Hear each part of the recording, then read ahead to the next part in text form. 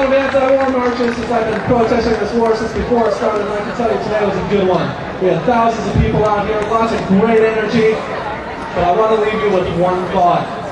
Next time I want to see the red, white, and blue because we need to send a message to America that we're the patriotic ones, we're standing up against this war, we're the patriotic ones for wanting to bring our troops home, and we're the patriotic ones for wanting to support our troops when they come home. And finally, just before I got up here, I got off the phone with Los Angeles City Councilman Bill Rosendahl, and for those of you who don't know, 2 weeks ago, Bill got a resolution passed by vote of 12-2, putting Los Angeles on record as the largest city to date to oppose the war and vote to bring the troops home.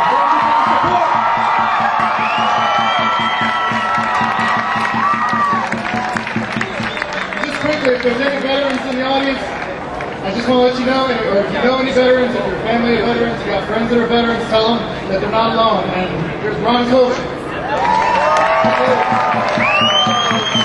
Let's give a round of applause for our Iraq veterans against the war. They're our heroes. They're our heroes. These are our heroes.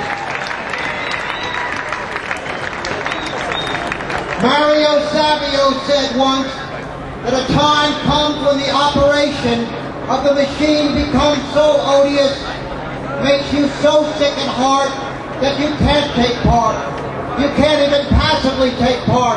And you've got to put your bodies upon the gears, and upon the wheels, upon the levers, upon the whole apparatus, and you've got to make it stop. And you've got to indicate to those that run it, and those that own it, that unless you're free, the operation of the machine will be prevented from working at all.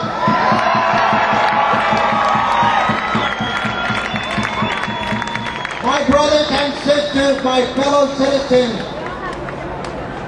Martin Luther King once said, a time comes when silence is betrayal. A time comes when silence is betrayal. He said that on April 4th, 1967 at the Riverside Church in New York. And that applies to what's happening today. We must not be silent any longer. We've got to step over that line.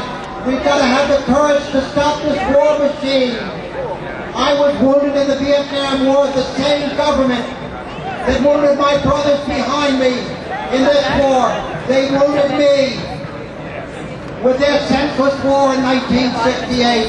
I've been paralyzed from my mid-chest down in this wheelchair. This is my 40th year in a wheelchair. And the same government that put me in this wheelchair are putting other young men and women in wheelchairs for a war that makes no sense, a war that is killing Iraqis and Americans, a war that we must stop, a war that is going to ruin our country unless we do. Keep up this brave fight. Remember how powerful you are, each and every one of you. Think of Nelson Mandela. Think of the apartheid movement.